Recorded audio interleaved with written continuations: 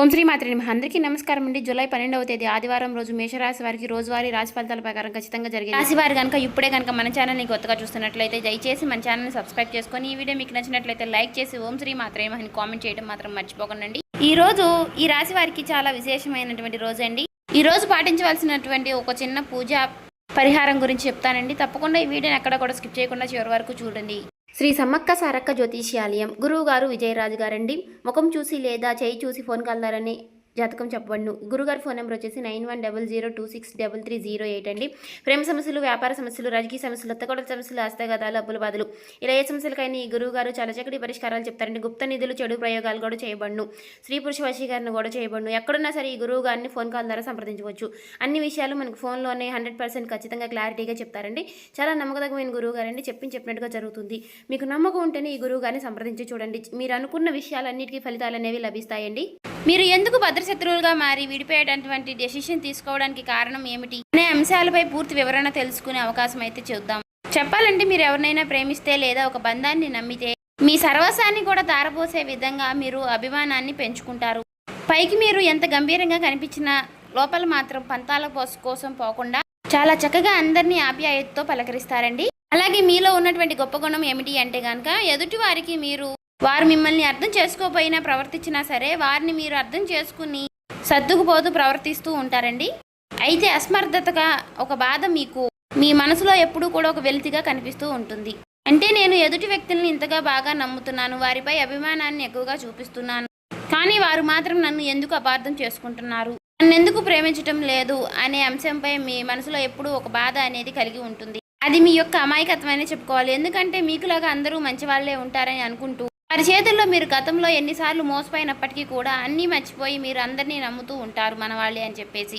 ఎవరినైనా సరే గుడ్డిగా నమ్మేస్తూ ఉంటారు. ఆ నమ్మకమే ఇప్పుడు మీ పాలిట శాపంలాగా మారింది. మీరు ఎవరికైతే ప్రాణం ఇచ్చారో వారే మీ ప్రాణాన్ని తీసే అంత పని చేయబోతున్నారు. ముఖ్యంగా ఈ బంధం ఒక రోజులో దూరం కావడం లేదు. గత కొన్ని నెలలుగా, కొన్ని సంవత్సరాలుగా ఆ పొరపాట్లు, ఆ క్షణం మీకు కొన్ని వస్తూనే ఉన్నాయండి.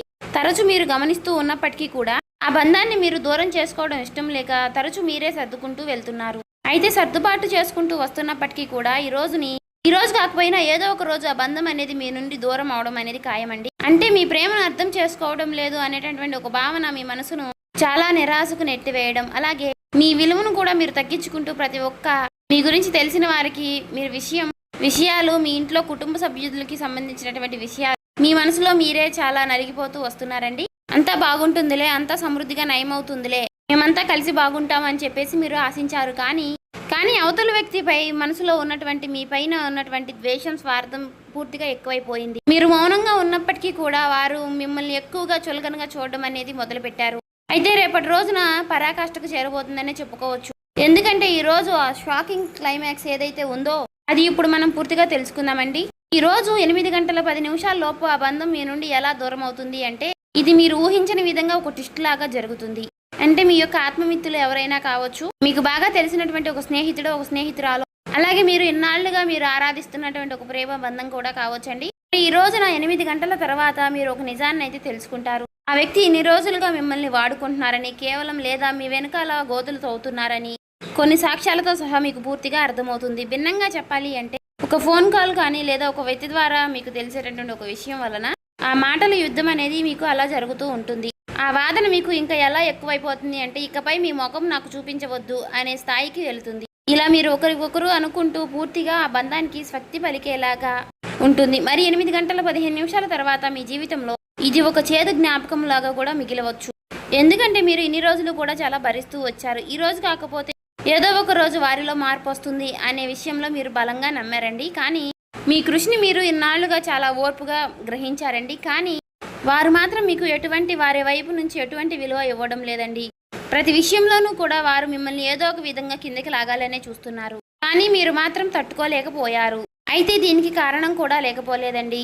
అయితే దీనికి కారణం ఏమిటి అంటే ఒక మధ్య వ్యక్తి చేసినటువంటి నమ్మక ద్రోహం అని చెప్పుకోవాలి. అంతటికీ కారణం ఏమిటంటే డబ్బు, ఈర్ష్య, మీరు బాగా పైకి వస్తున్నారనేటువంటి ఒక కారణం కూడా అయి ఉండవచ్చు. అయితే వారికంటే మీరు బాగా సెటిల్ అవుతున్నారో అనో లేదంటే మీకు వచ్చేటటువంటి మంచి పేరును చూసి తట్టుకోలేక మీరు ఎవరికైతే కష్టకాలంలో అండగా నిలబడ్డారో వారే తిరిగి మిమ్మల్ని గుండెల మీద తన్నడం, ఇదంతా తిరిగి మీరు తిరిగి మీ మనసుకు చాలా లోటైనటువంటి విషాదాన్ని కలిగిస్తుంది. అయితే ఆ వ్యక్తి మీ పతనాన్ని కోరుకుంటూ కొంతమంది శత్రువులతో సైతం చేతులు కలిపి మీకు అలాగే మిమ్మల్ని మీ మనసుతో ఆడుకోవడానికి అయితే మీరు గుర్తుపెట్టుకోండి. మీరు బాధపడాల్సిన అవసరం అయితే లేదండి. అన్నీ కూడా ఫేస్ చేస్తూ మీరు ఉంటున్నటువంటి ఒక గొప్ప వీరులుగా మిమ్మల్ని చెప్పుకోవచ్చు. చిన్నప్పటి నుంచి కూడా ఎన్నో బరువు బాధ్యతలు మీరు మోసారు. కష్టం విలువ కూడా మీకు బాగా తెలుసండి.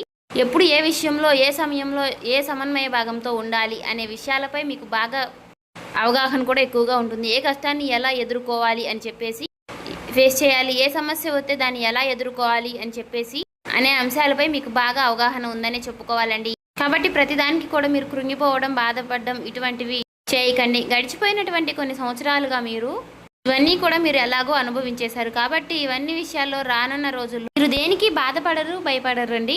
మీకు అత్యంత ప్రేమకరమైనటువంటి బంధాలు చాలా మీ చుట్టూ ఉన్నప్పటికీ కూడా వారిలో ఎక్కువ ప్రేమకరమైనటువంటి బంధాలు ఎవరు అని చెప్పేసి వారిలో మీరు తెలుసుకోలేకపోతున్నారండి. గుడ్డిగా కొంతమంది వ్యక్తుల్ని నమ్మి వారి నిజమైన ప్రేమ లేదా అని తెలుసుకోలేక వారితో మీరు అందరూ నా వాళ్ళే అని చెప్పేసి ఎక్కువగా వారిపై మీరు ప్రేమ అనుభూతులు కురిపిస్తూ ఉన్నారు. వారి మీద ఒక నమ్మకాన్ని కలిగి ఉంటున్నారు. కానీ ఈ రోజున మీరు వారి వలన కొన్ని ఎదురు దెబ్బలు తినే అవకాశాలు అయితే కనిపిస్తున్నాయండి. వారి వలన కొన్ని సమస్యలు ఫేస్ చేయాల్సినటువంటి అవకాశాలు అయితే కనిపిస్తున్నాయండి.